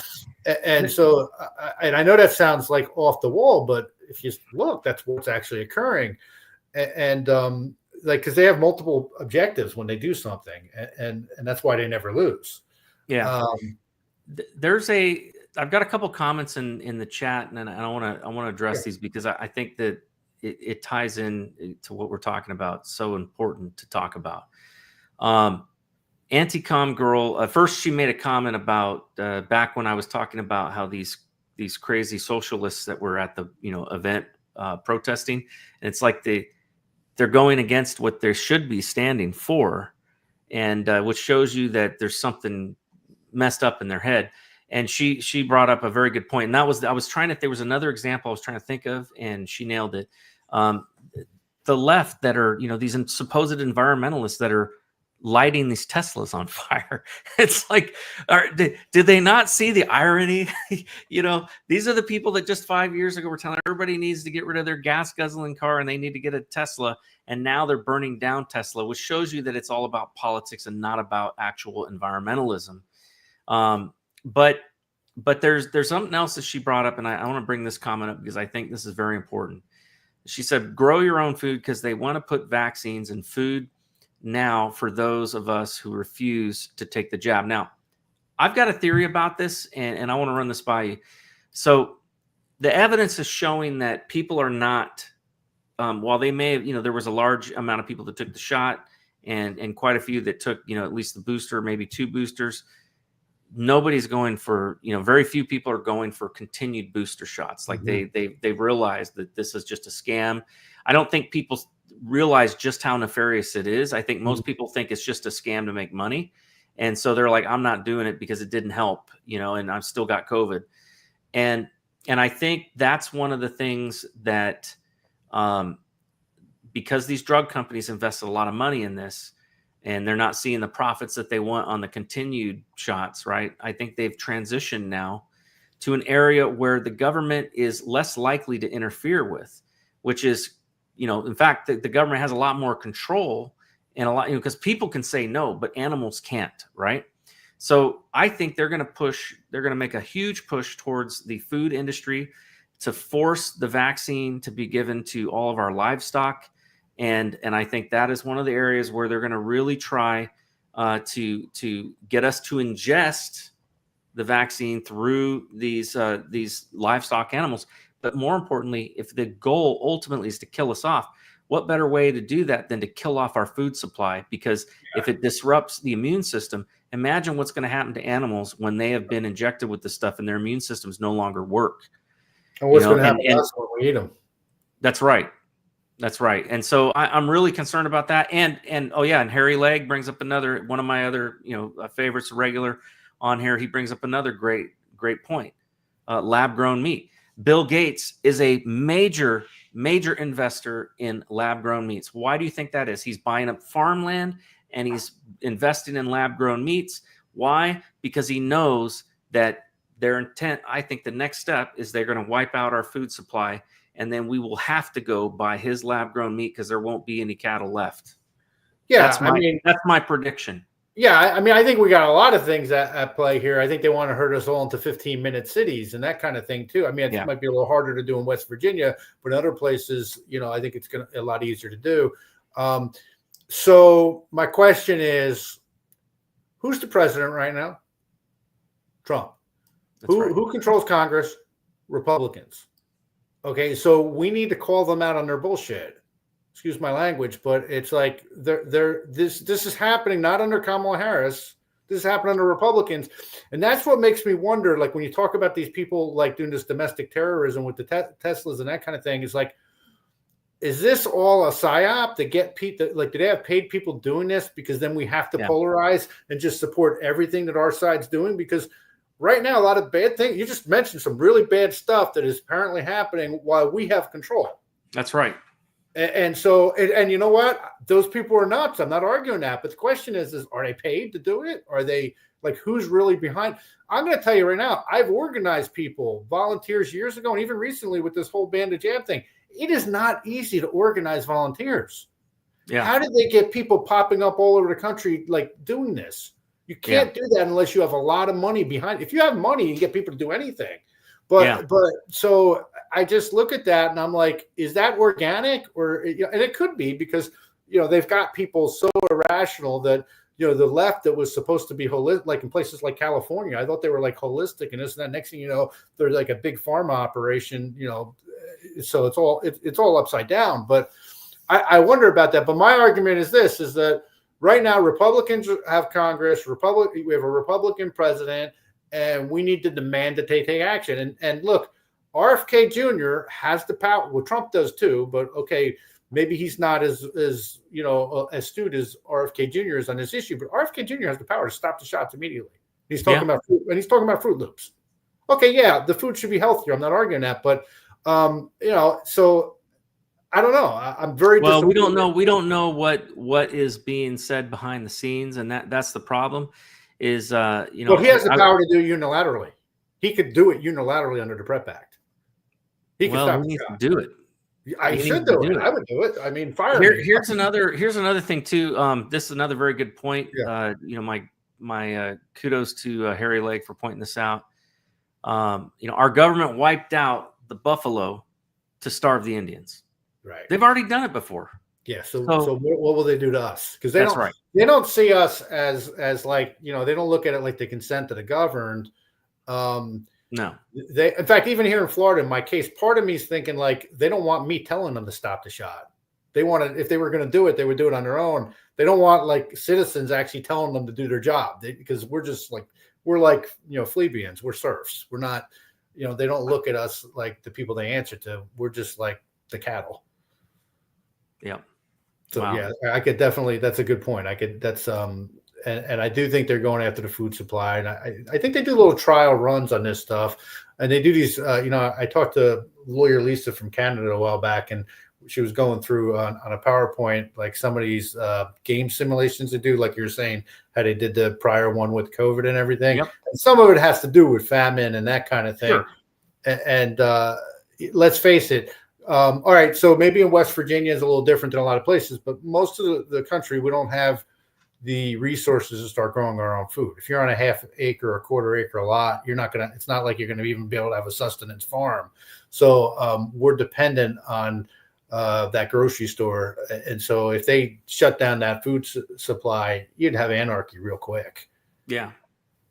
People have no idea just how susceptible our food supply is to cyber attack. I mean, like you would not think, because you think, oh, farms, what do they have to do with cyber?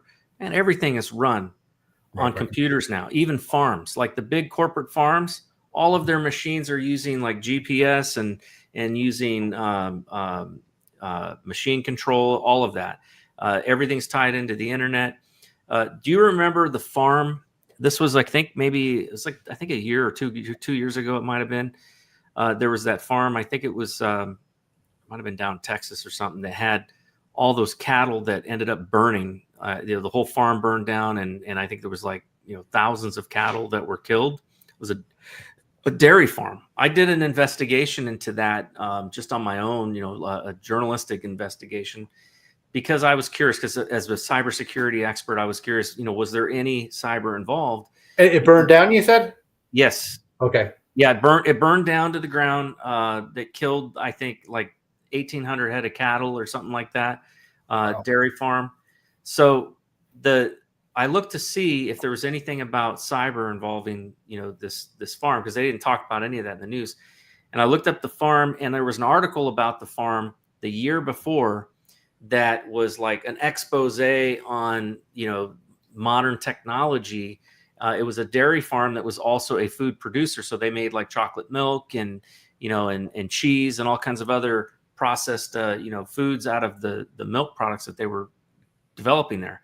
But they had everything was run on automatically. Like they used the fertilizer to create methane, and it created its own, electricity, and so it had its own power plant.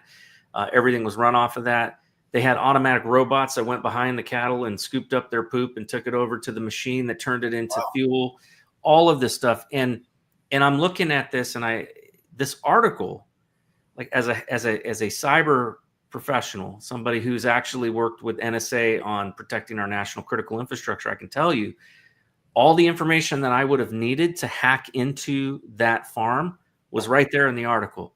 It told me what kinds of machines they were using. It had pictures of the machine so I could get the model numbers. It had everything. And you can go, and I found that there were known vulnerabilities on some of these machines. And so the likelihood of them being patched was probably very low. But I mean, like all of this stuff, like we don't realize just how insecure we are. And so I agree with, what, who was it that was saying, Anti-Com Girl was saying, which is that we need to grow our own food. We need to learn to be more independent. You need to look, if you can't grow it, then find your local farmer who does. Right. And get to know his operation and get to find clean sources for food. Learn how to grow. There are some things that you can grow even on a trellis in an apartment. I mean, it's amazing. There's some high impact foods that you can grow, like sprouts and things like that are highly nutritious. They're superfoods, and you can grow it in a closet with a light. I mean, I've done it. So. But there are things that we need to do, and I think people need to prepare themselves and not be so dependent upon all of this. I mean, it's convenient, and I'm grateful for it that we have these conveniences of being able to get what we need from the Walmart down the street. But what happens if everything stops? I mean, we saw COVID shut down things to where like the ports shut down, and we couldn't even get. So that's one thing I'm really glad that Trump is doing. Is focusing on moving a lot of the manufacturing back to the United States. Right. It's critically important. Yeah, I mean, the China thing, I remember back in, I think I hosted a radio show like in January 1st of 2000 when Clinton handed over the Panama Canal. And I mean, we basically, with our trade, we built up their military the last 25 years. It's like now they have hypersonic missiles. It's like, really? And I just, that was one that I thought was really stupid. So we've got the inflation going on. They hide the inflation numbers, but the way they kind of were able to deal with that throughout the 90s and up until recent years is with cheap imports. But now I don't think they can hide it anymore because it's just starting to manifest. You see it in your grocery store every day. But that, and even when I look at that, is that part of the plan? Because you'll own nothing and be happy, They tell you, like you said, they tell you what they're going to do. Yeah. So let's think about with the COVID injection. And I'm sure you guys have the chemtrails in the sky and everything over there too. It's very noticeable down here in Florida. I wrote an article about that like a little over a year ago, and I thought I was going to get beat up. And people were commenting that they already contacted the governor's office because, it's really noticeable down here because we're used to clear blue skies, Guys, yeah. And all of a sudden we got like a haze and that kind of, it's like, this isn't normal, or let alone the tic-tac-toe boards and stuff. But that's the thing is that what I remember, because I saw it really bad in Maryland when I lived there. You would go outside, it would be a beautiful blue sky day, and you would see the planes would start flying this grid pattern, it looked like, the squares all over the sky. Within an hour, those clouds would basically, become, the whole sky would become overcast and just turn this ugly gray, and gone was the blue sky. So what do they poison us with us there? And I do know people who got sick from that weird fog that was out there for a while. But so let's project with the shots, like how will this play out as more people get sick? Because that's going to keep happening. More people are going to get sick, and it's going to be harder to get doctor's appointments or get into the hospital, that kind of thing, as this plays out. So I don't know how that will affect the economy and that kind of thing as well. But I see that as, because you already see it's hard to get doctor's appointments. And I don't know how it is by you because you're probably more rural, but it's harder to get doctor's appointments. It's even worse here.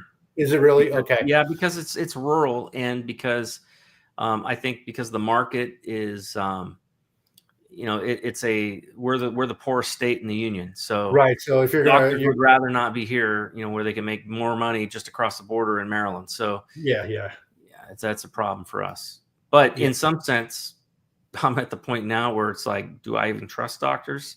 I mean, I'm fortunate. Like I have a functional medicine doctor I go to, and I encourage people to seek out functional medicine doctors. They focus on inflammation and immunology. I mean, they're medical doctors, but they just have a different approach. Yeah, I think we have to be more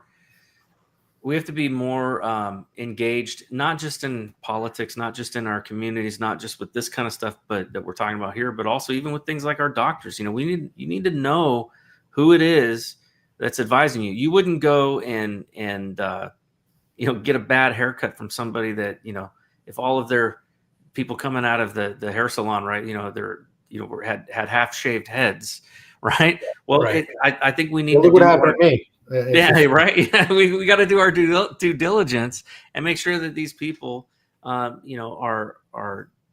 good doctors and that they've got good customer service and that So here's what you do.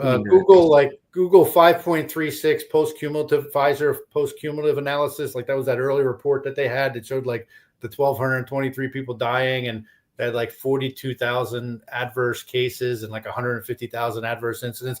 And then they list like 1,300 like severe side effects.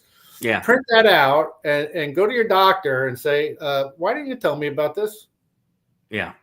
Because the doctors are really disgusting right now because they're gaslighting people. Like you got a lot of people that are sick from the shot, like people that like a lot of people have different things that I think are developing from the shots, but you've got the people that there's no question they got injured shortly after getting the shots and stuff like that. And a lot of these people are real sick and they're totally being gaslit by the doctors. Like they're not. Yeah. Well, I've talked to a number of doctors here in this state, some friends of mine actually that have been very much opposed to the vaccines. And one of my doctor friends was telling me that the way that they manipulate and control these doctors is through the medical boards. Right. And that the medical boards can just take their license and, they work their whole life to build their practice. And now they can lose their license because they chose to prescribe ivermectin or because they chose, to not recommend, the COVID-19 vaccines. So that is a bigger industry problem that we need to solve. And I think part of it is that collectivism, no matter where it is, leads to evil. I don't care what it is. Look, you could take a Christian church, and if it all comes under one roof and becomes collectivized, it does evil things. And all you need to do to see that is just look at the look at the Roman Catholic Church during the Dark Ages when the Pope was ruling it with an iron fist and they were, murdering people. Right, during the Inquisition. Yeah, during the Inquisition. So collectivism whether it's government, whether it's religion, whether it is, there's a certain level of collectivism that's healthy, right? The family, the tribe, but once it gets beyond a certain size, it becomes evil. It becomes an evil force. And the same is true even with corporations. I mean, look at these massive corporations. They don't care about us. They don't even care about this country. They're multinational corporations. And I would argue that's not capitalism either. It's not. It's not. Because capitalism means nobody's too big to fail. It means that Nate's on the top of the hill and you or I can come by and push him down and we're on the top of the hill for a while. And then someone knocks us off. But that's not what they do. They create this situation where these corporations are here and they create laws to protect the corporation. I'll give you an example. I think this, and I don't even mean to be picking on Trump, but I think this happened during his first term. Yeah. They did this, and maybe it was, I'm pretty sure it was him, but it maybe if it was Obama, but I think it was Trump.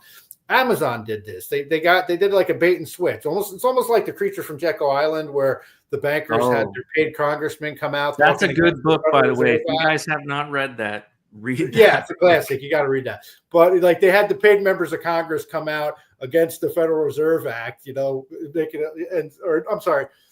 like the bankers were coming out against it, and then it was a scam. And so what they did is when they talked about how Amazon didn't have to pay sales tax to all the different states. They only had to pay. So it was like Main Street has to pay a sales tax, but Amazon's getting. That was a big scam because what did it do? If you or I start a little business, right? Or let's say you're some woman and you create your own jewelry and you start selling it online. Typically, you'd only pay sales tax in your own state. Now you got to pay sales tax in all 50 states or 48 that have it.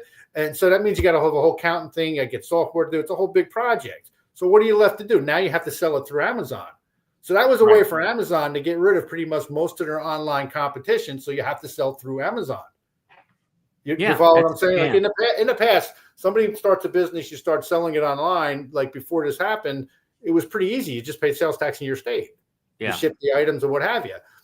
So it's just and what we saw in the case of COVID, to bring it back to that, is you saw the constellation of all these together. You had big government, big business, and it was all just being driven from the top down.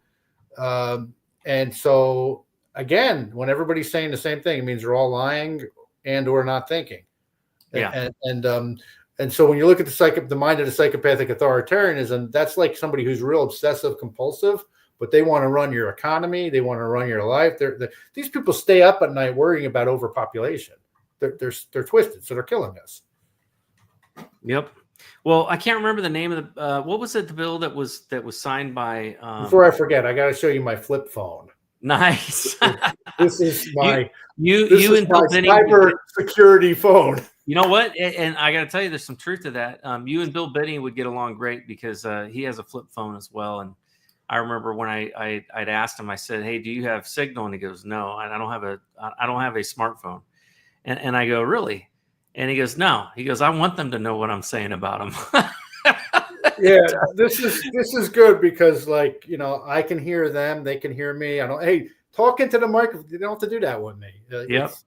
It's pretty well. good. Hey, we've been going for some time, and I want to wrap things up, but I always like to ask, my final question. We've talked about a lot of different things, and they all have a common thread. Mm-hmm. Which is that we can't just sit by and do nothing. We gotta take action, and we gotta recognize that there are people that do mean us harm. But at the end of the day, what's the one thing that you hope listeners will walk away, from our conversation tonight with? All right. So there are, and I should say, in my case, so I was, on the 18th, the court just gave them another 30 days to do an answer brief. So I guess the 18th of next month, they should do their answer brief, which if they're not going to do one, then I'll motion for oral argument. But so we'll see what happens there. But I guess what I like to say is there are no white hats. No one's going to save you. If that were the case, I wouldn't be doing this case right now because I don't know what I'm doing.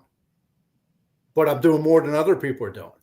And I'm learning, but you need to save yourself and your family and the people around you. And what I would say is enter the arena. I would argue that if you're here right now, you're probably here for multiple reasons. We all have different purposes in our life, but I'm going to say one of the reasons that you've incarnated in this time-space reality we're calling your life is to help stop global genocide.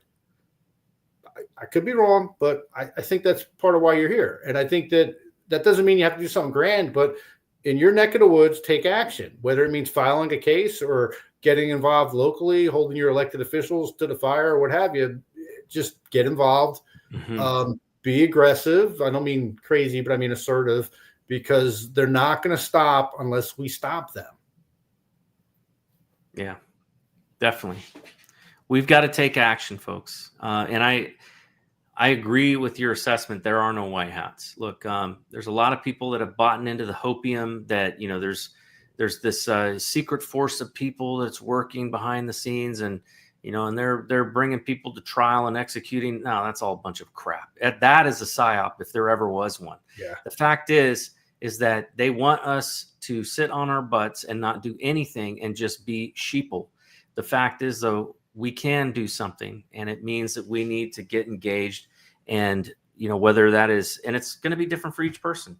It might be joining the school board, it might be running for office, it might be hosting a podcast like I'm doing, or writing a book, or filing a case. You've got to determine what is going to be the best way that you can engage and be active. But we have to do our part. We talked about this earlier. I'm a Christian, and I believe wholeheartedly that we need God's help in this, and we absolutely have got to beseech God and ask him for his favor and for his help.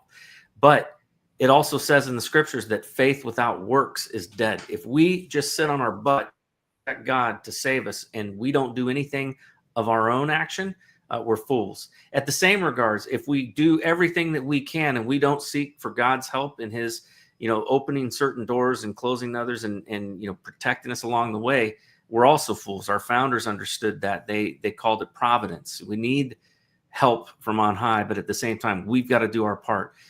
With that said, I always close my show in prayer, because I want to live that as part of my life and make sure that I'm seeking for God's help in all these matters. And so I'm going to go ahead and do that. And then after I close in prayer, then I'll give you one last chance to let people know where they can follow you and find you and support you. Heavenly Father, Lord, I just thank you for this conversation tonight. I thank you, God, for Dr. Sansone, and that you would bless him in his endeavor to bring these cases, Lord, and to try and get justice in the state of Florida and Arizona and the other states that he's working on, Lord. I pray, God, that you would please raise up more people to do this. He cannot be a lone warrior in this fight, that you would rise up those who can help him with his cases, that you would also rise up people in the other states. Lord, here in West Virginia, we clearly need to bring lawsuits to deal with this issue. Lord, I pray that you would please help our lawmakers to see the truth about this, and that you would expose the truth of the corruption that has happened in our medical industry and in our pharmaceutical industry, and that you would bring all of this out into the open, and it would be undeniable, and that even Trump would have to acknowledge that maybe it wasn't such a good idea to do warp speed, that it gave too much authority and power to these drug companies that clearly did not mean well for us. Lord, I pray that you would move on all of the people who have the authority and power to do something about this, and that they would.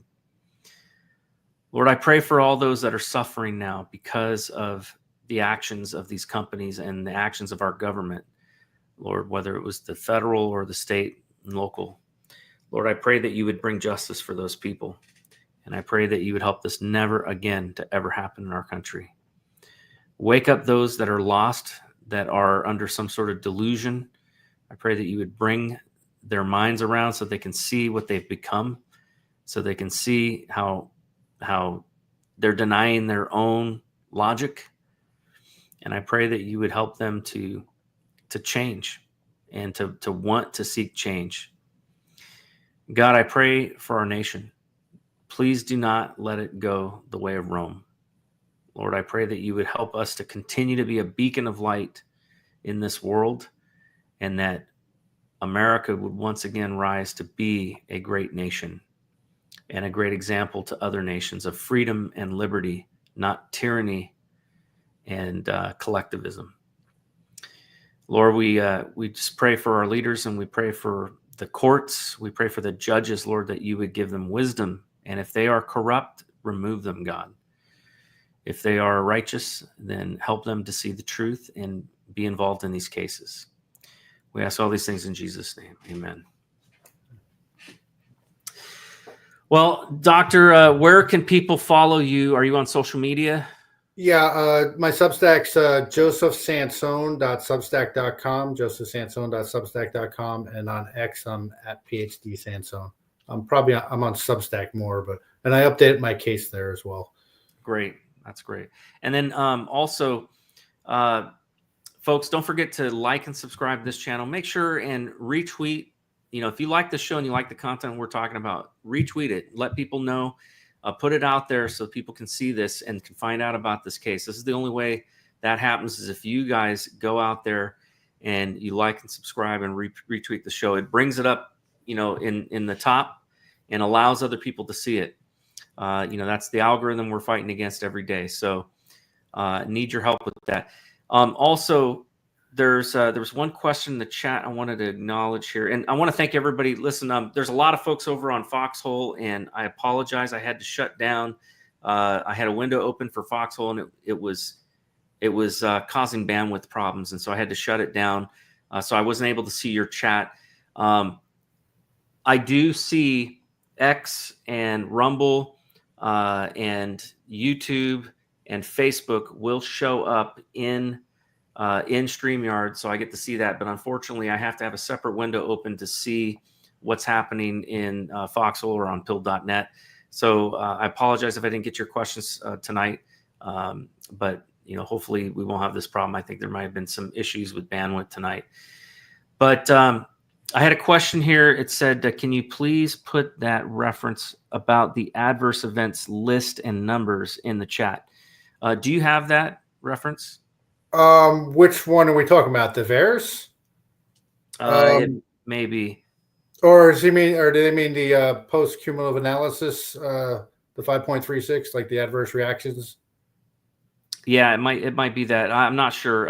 If they're looking for that, just Google 5.36 post-cumulative analysis Pfizer. It should come right up. If you're looking for any of the Pfizer documents, you can go to phmpt.org. That's Canadian Physicians for Transparency Group. That's phmpt.org. That's been up there since like late 2021, I think. That's like they had sued, and the Texas court forced Pfizer to release those documents. I think they have Moderna documents on there too now. Because remember originally they were trying to hold them for like 75 years. If they're talking about the other data I cited, like what I was saying, more than World War I, World War II, that kind of thing, that was the VAERS data. I was basing that on with the underreporting factor, but I think they're talking about the post-cumulative analysis. I think you're right. So Justy 103, 5.36 post-cumulative analysis, and you said that website was where phmpt.org. There you can get all the raw data from phmpt.org. You get all the raw data right from like on the Pfizer stuff. That's great. Well, folks, thank you for joining tonight, and I hope you learned something.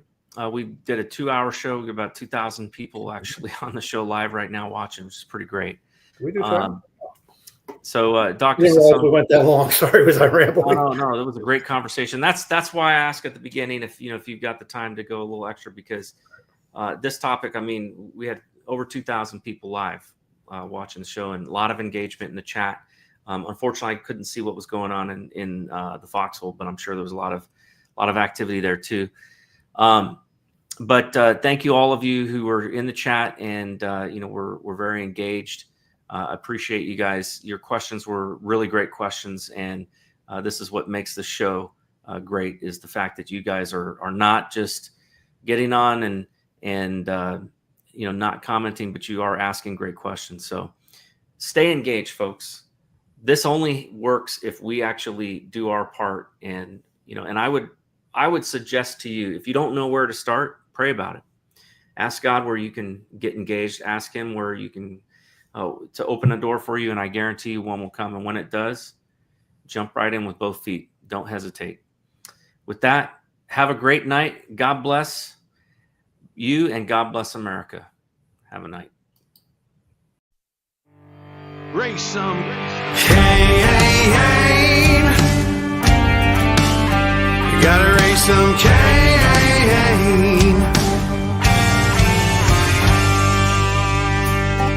In the heartland where the faith runs strong, we've seen the shadows growing long. Watch those around us be deceived. Yeah, the fight is at our doors, no matter who we believe. Corruption, lawless day and night, we'll speak the truth into the light. We'll bring the battle, heed the call, watch the whole thing fall. We gotta raise some cane, show the lies, break some chains and make things right. Feel the power, be the change, time is now. We gotta raise some cane.